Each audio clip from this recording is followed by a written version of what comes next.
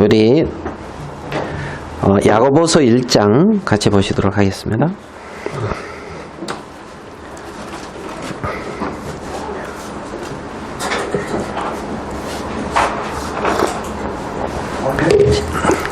신약성경 야고보서 1장 1절입니다. 신약성경 야고보서 1장 1절부터 제가 읽어드리도록 하겠습니다.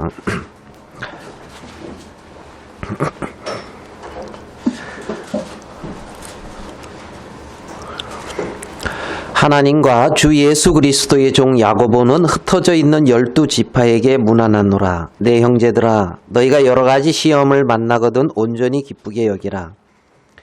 이는 너희 믿음의 시련이 인내를 만들어내는 줄 너희가 알미라. 인내를 온전히 이루라. 이는 너희로 온전하고 구비하여 조금도 부족함이 없게 하려 함이라.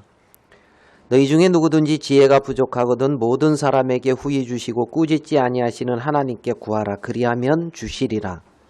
오직 믿음으로 구하고 조금도 의심하지 말라. 의심하는 자는 마치 바람에 밀려 요동하는 바다 물결 같으니 이런 사람은 무엇이든지 주께 얻기를 생각하지 말라. 두 마음을 품어 모든 일에 정함이 없는 자로다.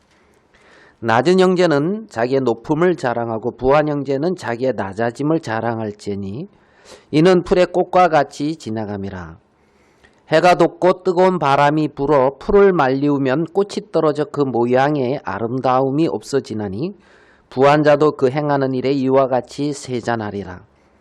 시험을 찾는 자는 복이 있도다. 이것이 옳다 인정하심을 받은 후에 주께서 자기를 사랑하는 자들에게 약속하신 생명의 면류관을 얻을 것임이니라.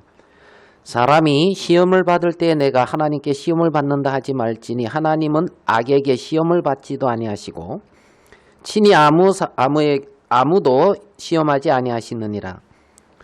오직 각 사람이 시험을 받는 것은 자기 욕심에 끌려 미혹 때문이니 욕심이 잉태한즉 죄를 낳고 죄가 장성한즉 사망을 낳느니라.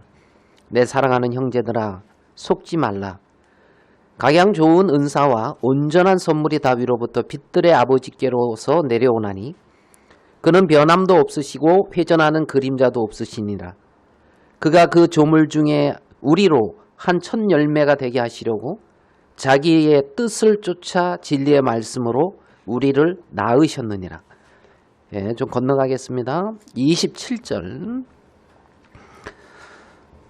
하나님 아버지 앞에서 정결하고 더러움이 없는 경건은 곧 고아와 가부를 그 환난 중에 돌아보고 또 자기를 지켜 세속에 물들지 아니하는 이것이니라. 내 형제들아, 영광의 주 곧 우리 주 예수 그리스도를 믿는 믿음을 너희가 받았으니 사람을 외모로 취하지 말라. 예, 우리 2장 1절까지 이렇게 읽어드렸습니다. 야고보서는 야고보를 이 서신서를 기록한 이제 종이죠. 사도는 그 12사도 중에 12제자 중에 야고보와 요한이 이제 아니고 그 12제자 중에 야고보는 사도행전 12장에 헤롯 왕에게서 이제 이렇게 순교를 당하여 칼에 맞아서. 그러니까 이제 여기에 나오는 이제 야고보는 그 예수님 살아 계실 때 쫓아다니던 베드로, 요한, 야고보, 안드레 하는 그 야고보, 거기 나오는 야고보가 아니고 이제 예수님의 형제들 중에 육신에 예수님 이제 마리아와 요셉이 결혼하고 자식을 또 낳는데 그 중에 이제 육신에 어떻게 보면 동생이 되는 거죠. 야고보가. 그래서 이제 그 야고보서가 야고보서 1장 1절에 보면 우리 주 예수 그리스도의 종 야고보는 흩어져 있는 12지파에게 문안하노라 하면서 이렇게 기록한 내용이거든요.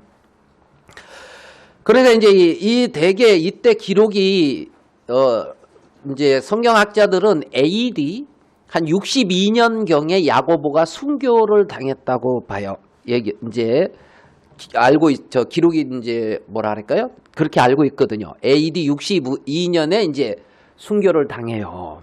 그래서 이제 그 동생 시몬인가 누가 이제 감독의 일을 하지요. 그러니까 이 야고보가 초대 예루살렘 교회에 이제 감독식의 어떤 위치에서 이 교회를 인도했던 분이에요.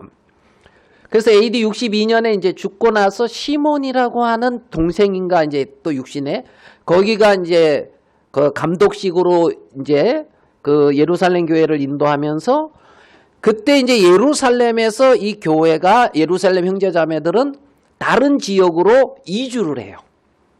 다른 지역으로 이제 핍박도 있고 하니까. 그리고 이제 67년인가 반란이 일어나면서 로마에서 이렇게 이제 정벌이 와가지고 AD 70년에 예루살렘 성이 해파되고 다들 거기서 이제 멸망을 당한단 말이에요. 그때 이제 초대교회의 형제자매들은 예루살렘 교회에 머물러 있지 않고 이미 AD 63년, 4년 요쯤에 다른 지역으로 옮겨간 거예요. 옮겨간 거예요. 그래 이제 이 당시에는 이런 어떤 이제 순교도 당하고 이제 어려움이 있었고 사도행전 8장에 보면 예루살렘에 큰 핍박이 일어나서 예루살렘의 이제 형제자매들이 막 이렇게 흩어지면서 복음을 전해가지고 사마리아와 또 그 안디옥이라고 하는 곳 또 여러 지역으로 이제 퍼지는 그러한 계기가 이제 되죠. 그 예루살렘 교회에서 교회가 이제 오순절날 성령이 임하면서 복음이 힘있게 증거되어지고 3,000명, 5,000명이 이제 그 예수 그리스도를 주로 영접하고 당신의 몸인 교회 안에 이렇게 더해지는 그러한 이제 일이 있었죠. 그러니까 이제 교회가 이제 커졌단 말이에요. 교회가 커졌어요. 제가 예전에 이렇게 있었던 모임에서 나오게 됐던 가장 큰 어떤 말씀이 뭐였냐면 그 사도행전 2장과 3장에 나타났던 말씀이었거든요. 한번 그 장면 그거 볼까요? 사도행전 2장 45절입니다.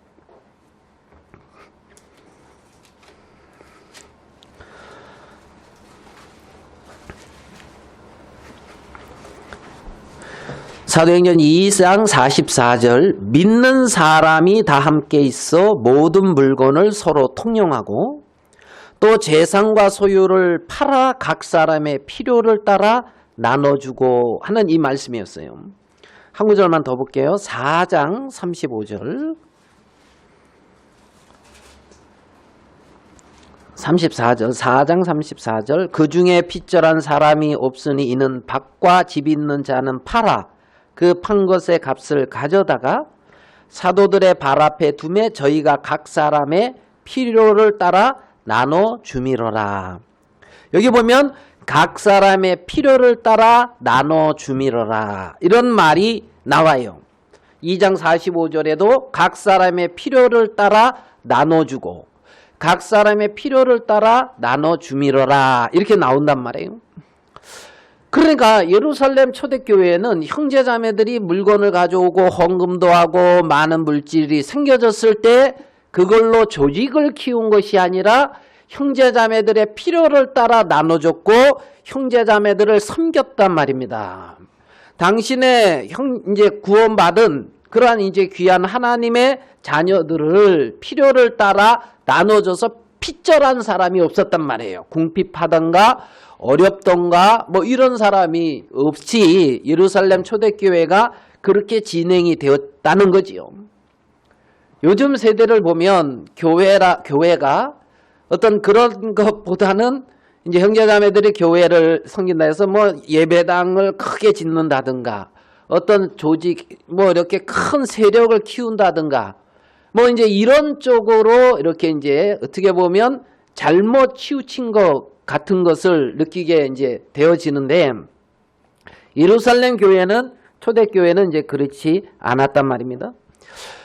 그러면서 부흥하다가 핍박이 일어나니까 곳곳으로 이제 흩어졌는데 그 흩어진 지역에서 그들이 또 복음을 전하고 주님을 섬기다가 보니까 교회가 이제 형성되어지고 그랬습니다.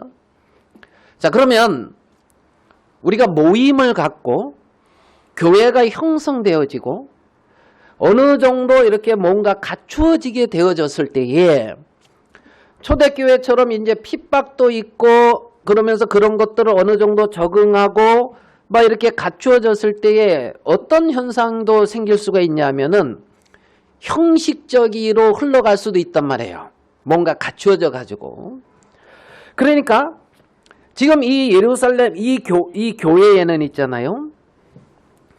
그 두 가지의 어떤 문제가 크게 발생한다고 볼 수가 있는데, 외형적으로는 대적하는 대적의 역사가 일어날 수가 있고, 내적으로는 무디어져서 그냥 그 내적으로 무디어지고 그 가운데에서 그냥 이렇게 그대로 무뎌진 상태에서 그냥 그렇게 모여지고 감각 없이 흘러가게 되어지는 두 가지의 문제가 발생할 수 있는 것을 우리가 이제 볼 수가 있단 말이에요.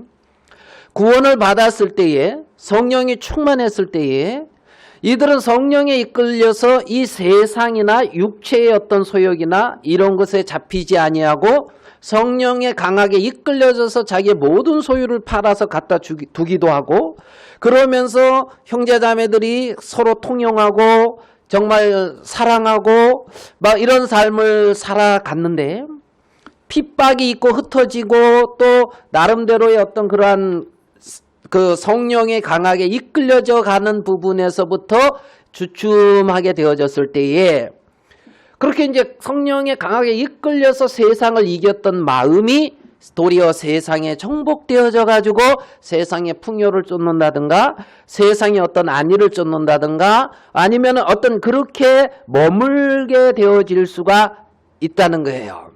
그러니까 이 교회 안에 두 가지의 어떤 외적인 부분, 내적인 부분, 두 가지의 어떤 문제가 발생할 수 있는 것을 우리는 볼 수가 있단 말이에요. 그러니까 환난이나 이런 것을 통해서 이제 뭐예요? 받는 어떤 그런 어려움. 첫 번째. 두 번째는 이제 내적으로 그 어떤 성령에게 이끌리고 주님 앞에 연결되어져 있지 아니하고 내적으로 형식적으로 흘러간다든가 삶으로 어떤 그 주님이 내 삶의 능력으로 나타나지 않는 그런 부분들. 이렇게 이제 크게 두 가지의 어떤 문제들이 이제 나타날 수 있는 것을 우리는 생각해 볼 수가 있다는 겁니다. 지금 그래서 이 야고보는 그리스도의 종 야고보, 흩어져 있는 12지파에게 문안하노라. 12지파에게 문안하노라. 야, 이 문안. 근간에 이 문안에 대해서도 좀 많이 생각이 되더라고요. 형제자매들을 문안한다. 문안하라 그러잖아요. 예? 그리고 바울이 편지를 쓸 때도 있잖아요. 누구가 너희에게 문안하느니라. 막 이런 편지. 그러니까 그 구원받은 형제자매들이 서로를 이렇게 문안하고, 예? 지금 아까 부엌에 들어갔는데 어느 자매가 막 이렇게 선물을 주더라고요. 자매들만 이렇게 주더라고요. 그래서 저도 이제 컵 가지고 저도 같이 부엌에 들어온 김에 직권 하나 없습니까? 하니까 됐다고 나가라 하더라고요. 예? 그러니까 이렇게 이제 문안이 뭐 이제 선물 준다 이런 차원이 아니라 이제 마음을 두는 거지요. 서로 문안하고 이제 이렇게 할 수 있는 어떤, 그러니까 이 성경에서 문안하라는 말도 굉장히 많아요. 문안하라는 말 서로. 그래서 야고보는 흩어져 있는 12지파에게 이제 문안하고 있단 말이에요. 문안. 자, 2절에 내 형제들아 그랬어요. 내 형제들아. 자, 이 말 속에 굉장히 어떤 친근감이 느껴지죠. 내 형제들아. 예? 내 형제들아. 자, 그 16절에 내 사랑하는 형제들아. 그러니까 어떤 단락이 바뀔 때마다 사랑하는 아니면 형제들아, 야고보가 그렇게 기록을 해요. 예? 형제들아, 내 사랑하는 형제들아. 우리도 그렇게 이제 사랑하는 대상들이 많으면 많을수록 그 사람은 행복한 사람이에요. 예? 사랑을 많이 받는 게 행복할 수도 있지만은 내가 사랑하는 사람이 많은 사람도 행복한 거예요. 아멘 됩니까?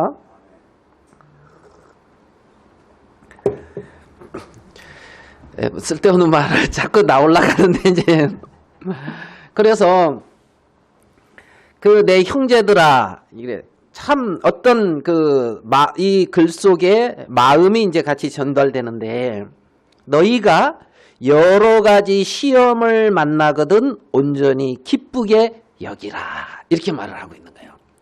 여러 가지 시험을 만나거든 온전히 어떻게 해요? 기쁘게 여겨라. 여러 가지 시험을 만나거든 시험을 당해라. 이제 이런 게 아니고 온전히 기쁘게 여겨라. 여기서 있잖아요. 이 야고보서 1장에 시험이라는 단어는 우리나라 단어는 똑같이 시험이라고 나오는데 원어로 보면은 이제 두 가지 종류의 시험이 여기는 나오고 있어요. 지금 야고보서 1장 2절에 나오는 여러 가지 시험할 때 이 여러 가지 시험은 헬라어로 페이라스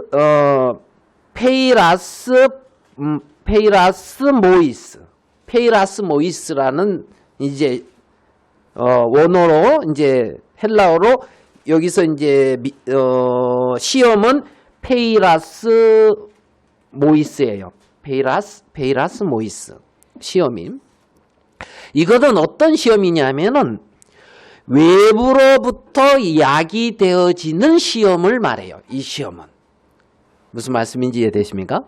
그래서 이 페이라스 모이스라고 하는 이 시험은 외부로부터 이제 야기되는 믿음의 시련을 말하는 거예요. 그러니까 환난, 알겠죠? 어떤 핍박, 어떤 어려움, 어떤 이 외부로부터 야기되는 어떤 그러한 이제 시험인데 너희들이 그러한 시험을 만나거든 온전히 기쁘게 여겨라. 여러분 혹시 이렇게 신앙생활 하면서 핍박을 당하신 적이 있는 분들은 아마 아실 거예요. 핍박을 당하면은 마음이 있잖아요. 그 핍박에서 무너져가지고 침륜에 빠질 수도 있을지 모르겠지만 그거를 이기고 이렇게 달려나가게 되어질 때 굉장히 강하게 되는 걸 봐요. 굉장히 강하게 되고 그 다음에 그 마음 속에서 하나님의 어떤 위로나 하나님이 이렇게 말씀해 주시는 주님의 어떤 말씀이 있는 걸 봐요. 말씀이.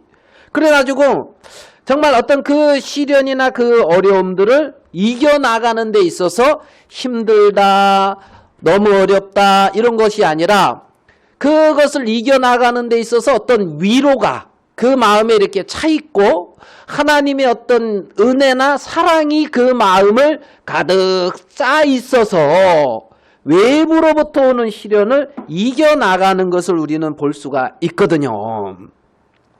너는 너희의 믿음의 시련이 인내를 만들어내는 줄 알미라. 인내를 온전히 이루라. 너희로 온전하고 구비하여 조금도 부족함이 없게 하려 합니다. 그러니까 외부적으로 오는 그런 시련은 우리에게 부족함이 없게 하는 거라는 거예요. 우리에게. 정말 우리가 살면서 요즘 뭐 코로나로 뭐 이제 어려움도 당할 수가 있고 실질적으로 많은 이제 손해를 보는 분들도 계실 수가 있는데 이것은 인내를 만들어내고 조금 더 부족함이 없게 하려고 하는 어떤 하나님의 어떤 섭리 가운데 있는 것이라는 겁니다. 어떤 어려움만으로 있는 것이 아니고. 자, 요 말씀을 이제 5절부터 11절을 이렇게 좀 놓고 12절로 이렇게 연결을 해보면 시험을 참는 자는 복이 있도다. 이렇게 말을 하고 있습니다. 요게 이제 3절, 4절과 이제 12절로 이렇게 연결을 해보면은 이제 어느 정도 맞거든요. 여기 12절에 나오는 시험도 그 2절에 나오는 시험과 같은 의미예요. 시험을 참는 자는 복이 있도다. 이것이 옳다 인정함을 받은 후에 주께서 자기를 사랑하는 자들에게 약속하신 생명의 면류관을 얻을 것임이라. 생명의 어떤 면류관, 하나님이 이 어떤 고난과 어려움 속에서 하나님이 이제 주시는 어떤 그 상급이 있다는 겁니다. 그런데 이제 13절에 나오는 이 시험은 좀 달라요. 사람이 시험을 받을 때에 내가 하나님께 시험을 받는다 하지 말지니 할 때 여기에 나오는 시험은 이제 헬라어로 어떻게 되어 있냐면 페이라조 메노스 페이라조 메노스예요. 아까는 페이라스 모이스고 여기는 라조 메노스. 조금 달라요. 비슷한데 조금 달라요. 근데 이제 이 페이라조 메노스는 유혹을 의미하는 거예요. 유혹. 무슨 말인지 이해되죠?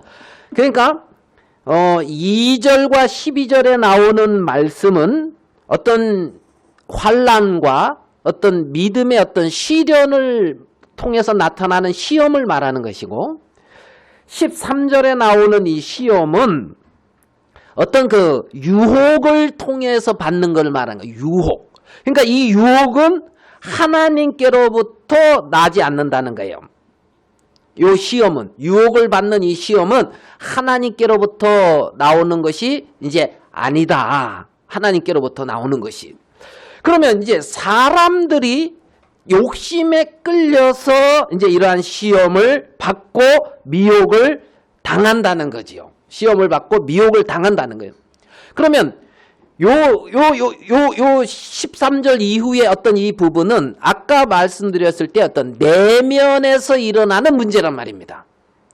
아까 그랬죠. 외부적인 어떤 핍박이나 환난을 통해서 일어나는 문제. 두 번째, 그 내부에서 그냥 그 성령의 인도하심과 이끌림 없이 그냥 이 세상의 어떤 유혹이나 어떤 세상의 흐름과 그 풍조에 익숙하니 섞여가면서 그냥 살아가면서 되어지는 나타나는 교회 안의 어떤 문제. 요것은 13절에 이제 사람이 시험을 받을 때에 하는 그 시험에서부터 시작이 되어지고 어떤 그 미혹, 어떤 욕심, 어떤 이런 부분들을 우리는 생각해 볼 수가 있다는 겁니다. 우리 디모데전서 6장을 한번 가볼게요.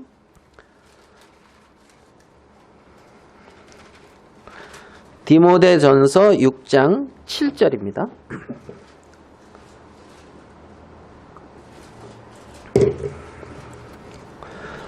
우리가 세상에 아무것도 가지고 온 것이 없으며 또한 아무것도 가지고 가지 못하리니 우리가 먹을 것과 입을 것이 있은즉 족한 줄로 알 것이니라. 자, 부하려는 자들은 시험과 올무와 여러 가지 어리석고 해로운 정욕에 떨어지나니 곧 사람으로 침륜과 멸망에 빠지게 하는 것이라.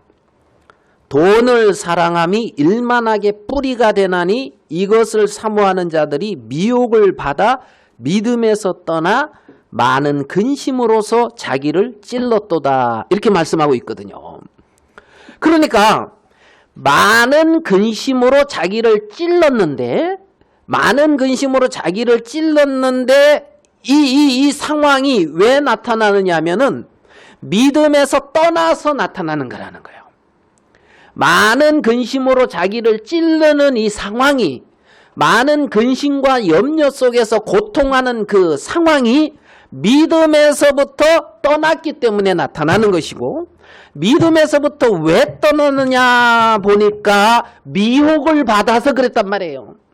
돈을 사랑함이 그러고 보니까 일만하게 뿌리라는 겁니다.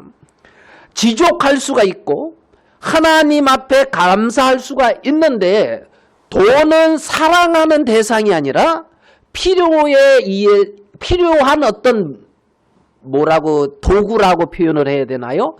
돈은 필요한 도구인 것이지 사랑하는 대상이 아니라는 겁니다.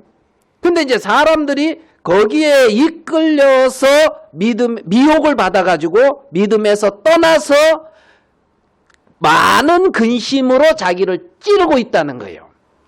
근심으로 고통하고 염려하고 어떤 문제 속에 어떤 이런저런 형편 속에 이런저런 상황 속에서 고통당하고 괴로워하고 있다는 겁니다. 믿음에서 떠나서 그리 되고 있다는 거예요.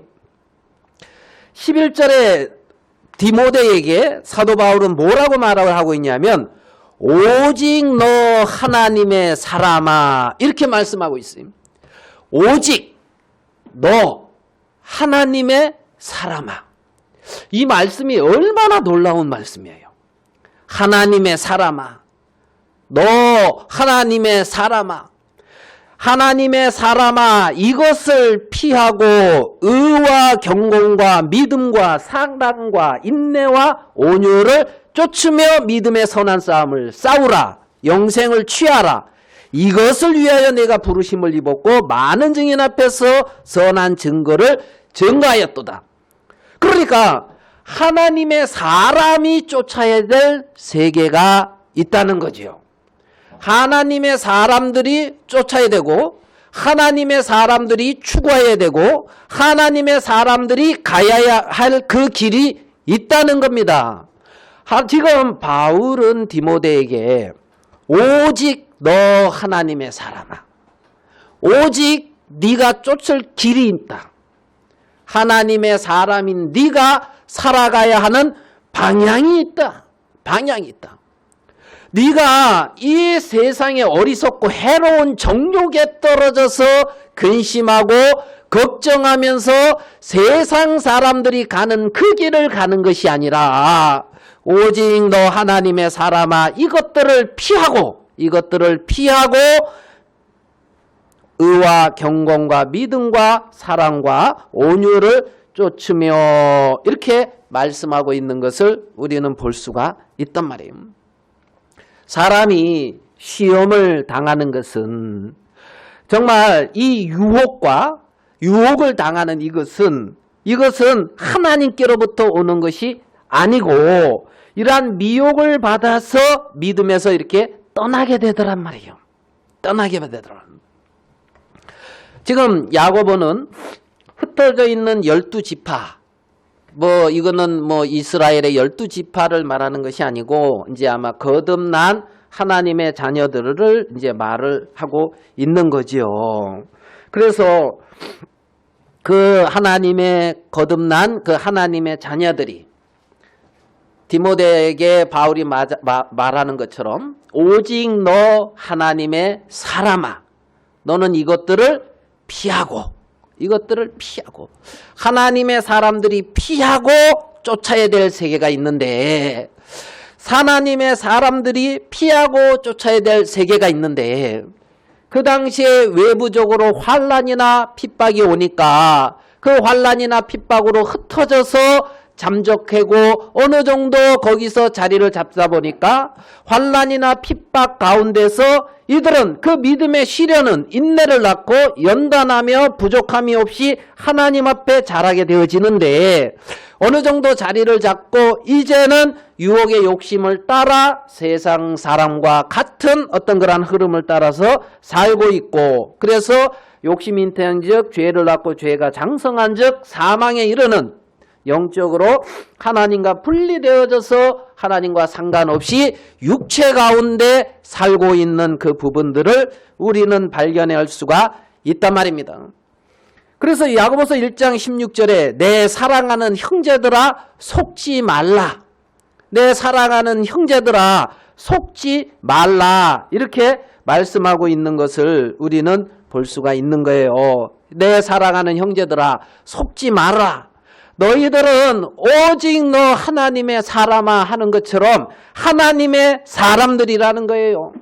정말 여러 곳에 흩어져 있는 자들인 것 같지만은 하나님의 사람이란 말입니다. 하나님의 사람. 자, 야고보서 1장 5절로 가겠습니다. 너희 중에 누구든지 지혜가 부족하거든 모든 사람에게 후히 주시고 꾸짖지 않는 하나님께 구하라. 그리하면 주시리라. 너희 중에 누구든지 지혜가 부족하거든. 너희 중에 사실 우리가 지혜가 없음으로 당하는 어려움이 굉장히 많잖아요. 그렇죠? 예? 지혜가 참 많이 필요하잖아요. 지혜가. 그래, 너희 중에 지혜가 부족하거든. 야, 이거 발견하는 거 굉장히 은혜로운 거예요. 자기가 부족하다는 걸 알면 구하거든. 예? 부족하다는 걸 알면 구한다고요. 그런데 부족한 걸 모르면 자기 지혜로 그냥 살아가는 거예요. 예? 자기 지혜를 믿고 자기 생각을 믿고 자기 지혜가 최상의 지혜인 줄 알고 자기 지혜로 그냥 인생을 살아가더라 말입니다. 세상 사람들이 가는 그 길로 말이에요.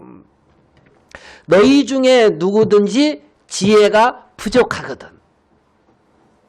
모든 사람에게 후히 주시고 꾸짖지 아니하시는 하나님께 구하라. 그리하면 주시리라. 하나님이 어떻게 해요? 주신다는 거예요. 주신다는 거예요. 응? 하나님은 그죠? 요 뒤에 17절로 가봐요. 1장 17절. 내 사랑하는 형제들아 속지 말라. 각양 좋은 은사와 온전한 선물이 다 위로부터 빛들의 아버지께로부터 내려오라니. 정말 좋은 은사, 온전한 선물은 위로부터 내려오는 것이다. 예? 위로부터 내려오나니 그는 변함도 없으시고 회전하는 그림자도 없으시다. 일정하시다는 거예요. 변치가 않는다는 거예요. 그림자는 자꾸 바뀌어요, 안 바뀌어요? 예? 여러분 정오의 내 그림자는 어때요? 짧고 그렇죠? 아침이나 저녁에는 어때요? 길죠. 그래서 그렇게 그림자가 이렇게 해가 돌아가는 건 이렇게 도는 거 방향, 해의 방향에 따라서 바뀌어요. 그림자가 바뀌어 변화가 일어나. 무슨 말인지 이해되시죠? 근데 하나님은 그렇게 회전하는 그림자가 없다는 거예요. 하나님은 빛이신데 일정하시다는 거예요. 일정하시고 빛들의 아버지로서 위로부터 일정한 빛을 비춰주고 있고 변화가 없으시단 말입니다. 그러니까 좋은 은사와 온전한 선물이 다 위로부터 빛들의 아버지 하나님께로부터 내려온다는 거예요. 우리의 아버지신 그 하나님께로부터 내려온다는 거지. 아멘 됩니까? 그러니까 지혜가 부족하거든 그 하나님께 구하라는 거예요. 모든 부분에 그 하나님께 구하라는 거죠. 구하라는 거예요. 저희 아들하고 어디 일을 좀 얼마 전에 간 적이 있는데 아들하고 가면서 아들한테 그랬어요. 야, 아빠는 이런 일 모든 일 갈 때 늘 하나님의 은혜를 구한다. 하나님의 은혜를 구한다. 하나님 좀 어렵지 않고 좀 은혜롭게 좀 이런 부분을 이렇게 해달라고. 그렇게 가가지고 죽도록 고생해 12시 반까지 밤 12시 반까지 하여간 뭐 참 고생하면서 이제 이렇게 어떤 일들을 마쳤는데 그런데 마음에 있잖아요. 그러면은 막 불평도 일어나고 또 우리 아들도 짜증도 낼 수 있고 그런 데 있잖아요. 돌아오면서 교제가 되더라고요. 그리고 우리 아들이 원래 6시쯤 끝나야 되는 일인데 이게 아무리 늦어도 6시, 5시면 끝나야 되는 일인데 본의 아니게 그렇게 12시 반까지 넘어가니까 뭐라고 이제 또 이렇게 또 합당한 말을 할 수도 있었는데 얘가 옆에서 아주 그걸 잘 이렇게 묵묵히 일을 하더라고. 그것도 이제 감사하더라고요. 그러니까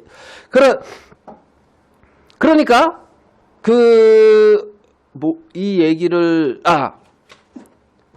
하나님께 구하라. 범사에 이렇게 어떤 일이 잘 되든 일이 안 되든 아시겠어요? 잘 되면 잘 되는 대로 하나님이 베푸시는 은혜 속에 마음이 머물고 안 되면 안 되는 대로 하나님이 위로하시고 이끌어 주시는 어떤 세계 속에 마음이 힘들어 이끌려져 간단 말입니다. 자, 우리 9절을 봐봐요. 낮은 형제는 자기의 높음을 자랑하고, 낮은 형제는 뭘 자랑하라고요? 아니, 낮은데 뭔 높음을 자랑하라는 겁니까? 이제 이렇게 수가 있잖아요. 낮은 형제는 자기의 뭘 자랑하고? 높음을 자랑하고. 이 세상에서 보잘것없고 이 세상에서 낮은 위치에 있는 것 같은 네가 그런 위치에 있는 형제냐? 그러면 너는 거기에 낮은 것과 어려운 것 때문에 침륜에 빠지고 그 속에 머물러 있지 말고 너의 높음을 자랑하라는 거예요. 높음은 하나님 보좌 우편에 우리 주 예수 그리스도와 앉아있는 실상에 그 높아진 나를 자랑하라는 거예요.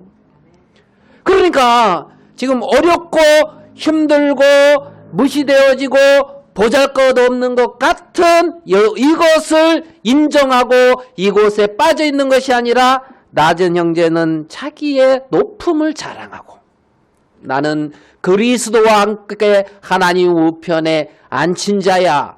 나는 그리스도의 생명싸개 안에 쌓여있는 자야. 하나님 안에 하나님의 놀라운 자녀야. 이 높음을 자랑하라는 거예요. 낮은 자는.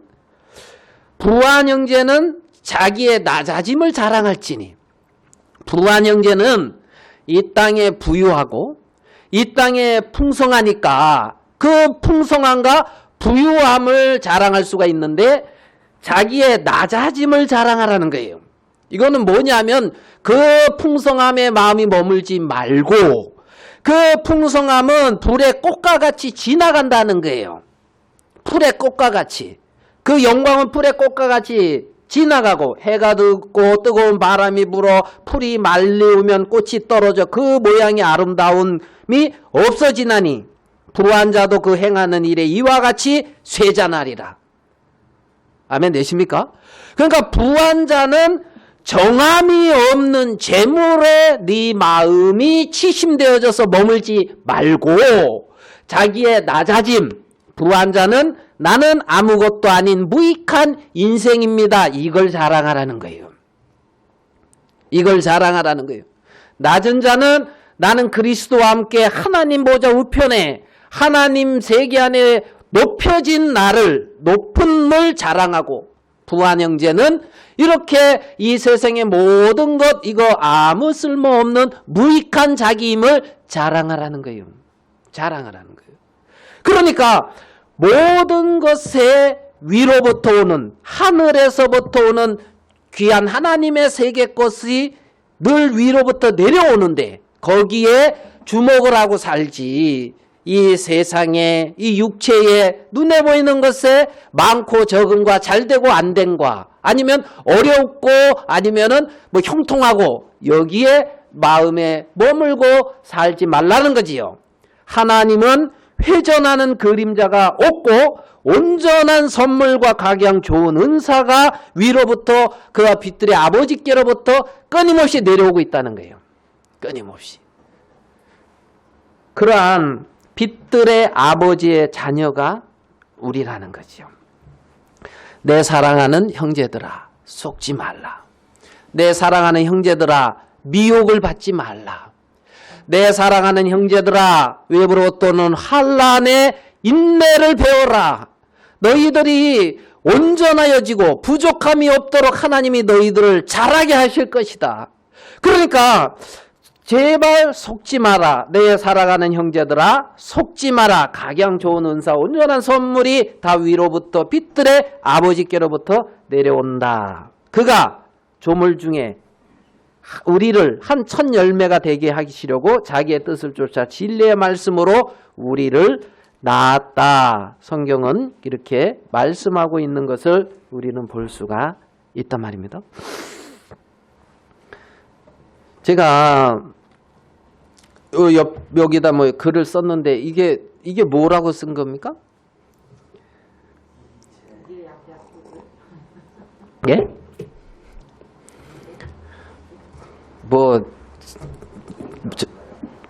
몰라도 되는 거예요. 이제 궁궁을을 이제 이제 이익이 이제 머문다. 이제 유익이 있다. 궁궁을을. 근데 여기 옆에다 써볼게요. 뭐 그냥 여기 약자 약하다. 예? 그러니까 궁궁을을 이렇게 합치면은 이제 약자가 된가? 이제 약한데 이로움이 있다. 무슨 말씀인지 이해되시죠? 예?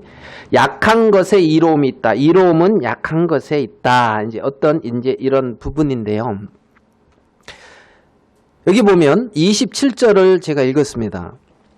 하나님 아버지 앞에서 정결하고 더러움이 없는 경건은, 자, 하나님 아버지 앞에서 정결하고 더러움이 없는 경건은 곧 고아와 가부를 그 환난 중에 돌아보고 또 자기를 지켜 새 속에 물들지 아니하는 이것이니라. 이렇게 이제 말씀하고 있어요. 지금 고아와 가부를 그 환난 중에 돌아본다. 고아와 가부를 그 환난 중에 돌아본다. 우리가 이것을 두 가지로 이제 생각을 해본다면, 고아와 가부, 그러면 어떻게 보면은 의지할 대상이 없고 이 당시에 고아, 이 당시에 가부 하면은 어려울 거 아닙니까? 맞지요? 그러니까 고아와 가부 환난 중에 돌아보고 그랬거든요. 고아와 가부를 그 환난 중에, 그러니까 고아와 가부가 환난 중에 있는 거지요. 어려움 중에 있는 것을 돌아보라는 거예요. 이해되시죠?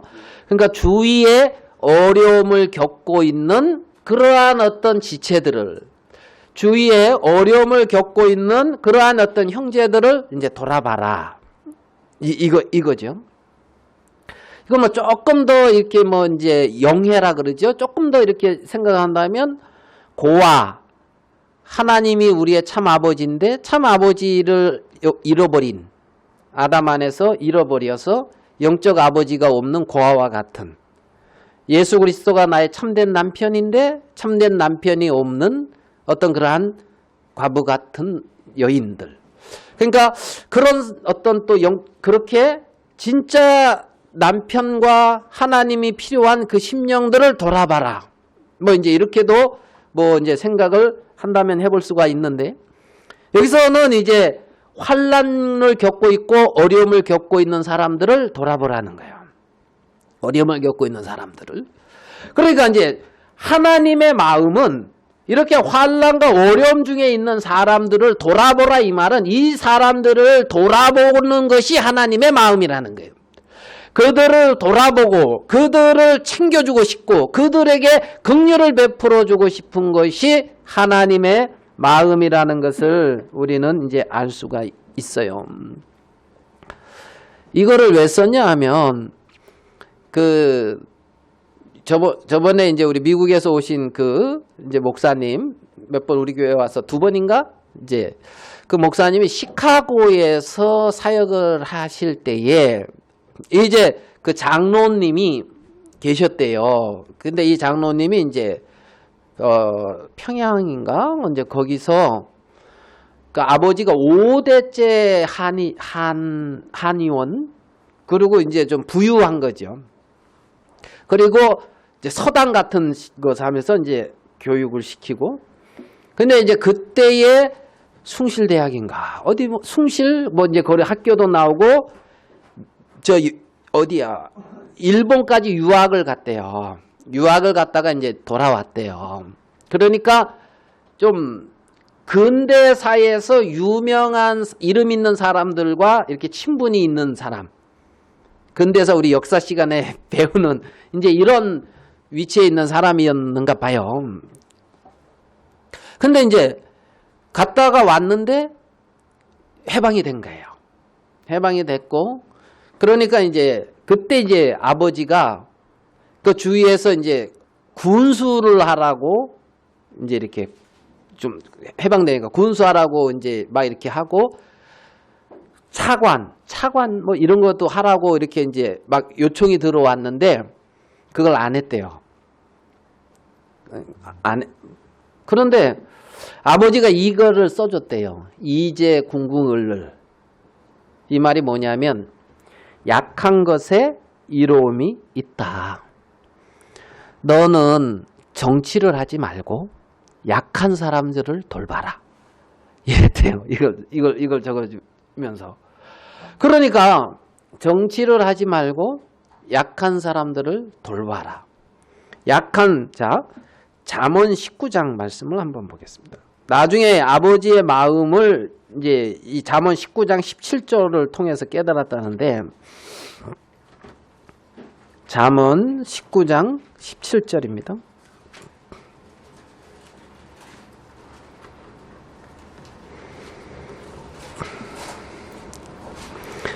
잠언 19장 17절.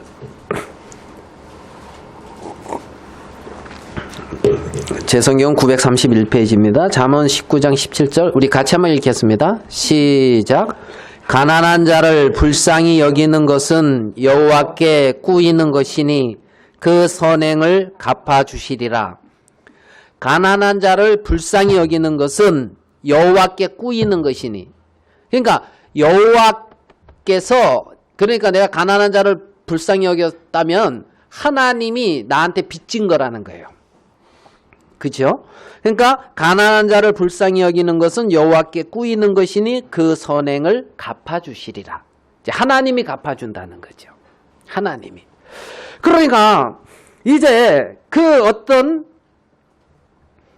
여기 말씀에 고아와 과부를 그 환난 중에 돌아보고, 그러면 그것을 돌아보는 것은 여호와께 꾸이는 것이니 여호와께서 갚아주시리라.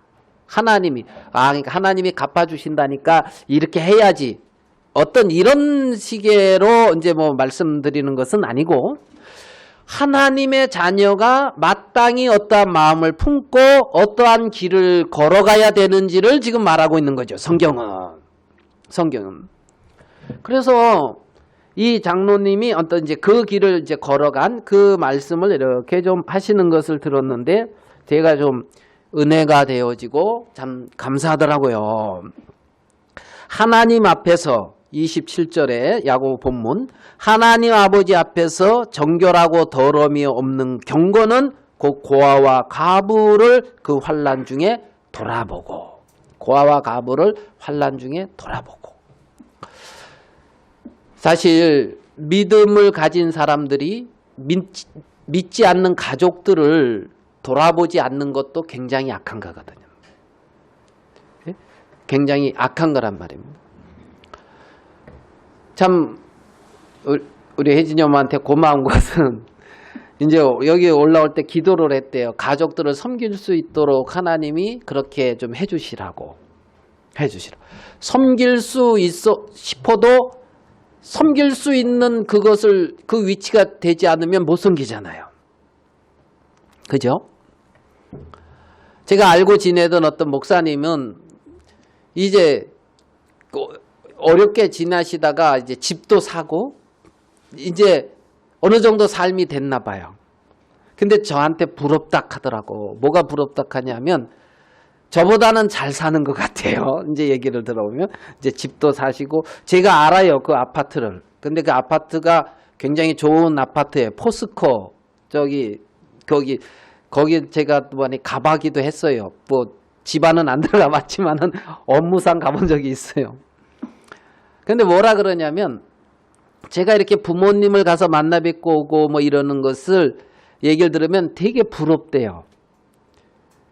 예전에 부모님이 계실 때는 부모님을 섬길 수 있는 것이 없었대, 자기가. 무슨 말씀인지 이해되죠? 이제 좀 여유가 있고 좀 괜찮은데 부모님이 안 계시대. 이 말도 이해가 되죠? 그러니까 이게 지금 우리가 가족을 믿음을 가진 사람들이 믿지 않는 가족을 섬기는 거, 돌아보는 것은 하나님의 마음이에요. 공경하라. 지금 부모를 공경하고 형제자매들을 돌아보는 이 모든 것들은 하나님 아버지 앞에서 정결하고 더러움이 없는 경건은 고아와 과부를 그 환난 중에 돌아보고, 왜 하나님이 부요를 주셨냐면은 이렇게 하나님의 마음을 하고 돌아보라고 주신 거예요. 섬기라고 주신 거란 말입니다. 그리고 또 자기를 지켜 새 속에 물들지 아니하는 이것이다. 성경은 이렇게 말해요. 자기를 지켜 새 속에 물들지 않는 것. 자기를. 오직 너 하나님의 사람아, 이것들을 피하고, 그죠? 믿음과 인내와 사랑과 온유를 이렇게 막 쫓으라고 했던 그 말씀처럼 말입니다. 자기를 지켜 새 속에 물들지 아니하는 이것이니라. 세상의 어떤 그러한 흐름, 세상이 가고 있는 거기에 물들지 않는 이것이 하나님 아버지 앞에서 정결하고 더러움이 없는 경건이라고 하나님은 말씀하고 있는 것을 우리는 볼 수가 있단 말입니다. 2장 1절까지 읽었습니다. 내 형제들아, 영광의 주 곧 우리 주 예수 그리스도를 믿는 믿음을 너희가 받았으니 사람을 외모로 취하지 말라. 사람을 외모로 취하지 말라. 그러면서 여기서 아름다운 옷을 입은 사람들이 오면 여기 앉으라 그러고, 막 이렇게 이제 더러운 옷고 가난한 사람들이 들어올 때는 뭐 왔나? 누가 왔나? 하고 하는 교회의 어떤 이런 모습을 지적하고 있단 말이에요. 이것은 세상이란 말입니다. 새 속에 물들어 있으니까 세상적으로 괜찮은 것을 인정하고 있단 말이에요. 교회에서. 정말 아름다운 옷을 입고 금가락지를 끼고 있고 어떤 위치에 있는 사람들은 인정하고 있고, 가난하고 이제 어려운 더러운 옷을 입고 가난한 사람들은 멸시하고 있는 것이 세속이라는 거지요. 왜 그리 하고 있습니까? 가난한 자를 돌아보고 환난 중에 돌아보고 그들을 섬기고 있는 주님의 마음에 이끌려가고 있다면 어떻게 이러한 현상이 일어날 수가 있느냐는 거지요. 사람들의 마음이 세속에 물들고 세상에 이끌려져 가고 있는 것을, 하나님과 전혀 상관없는 그 위치에 머물고 있는 것을 이 야고보는 그러한 흩어져 있는 그러한 형제 자매들에게 편지하고 있는 것을 우리는 볼 수가 있단 말이죠. 그래서 이 땅에 빛의 자녀로, 빛의 아버지, 빛 대신 아버지를 준 자녀로서 어떠한 삶을 살고 어떻게 나아가야 되고, 교회는 어떤 모양으로 지체들을 대하며 어떻게 새로운 사람들을 대해야 되는지 이 말씀을 통해서 말하고 있는 것을 우리는 알 수가 있다는 겁니다. 이 세상과 하나님은 같지 아니하고 전혀 다르게 그런 어떤 세계 속에 머물고 있는 것을 우리는 알 수가 있습니다. 오직 너 하나님의 사람아, 이것들을 피하고 새 속에 흘러가는 이 새 속에 물들지 아니하고 하나님의 사람으로서 마땅히 살아가야 되는 그 길을 하나님은 가도록 우리에게 말씀하고 있고, 우리 안에 있는 그 영생을 취하라 하고 있는 영원한 그 생명, 그리스도의 생명은 우리를 그렇게 이끌어가고 있는 것을 우리는 알 수가 있다는 겁니다.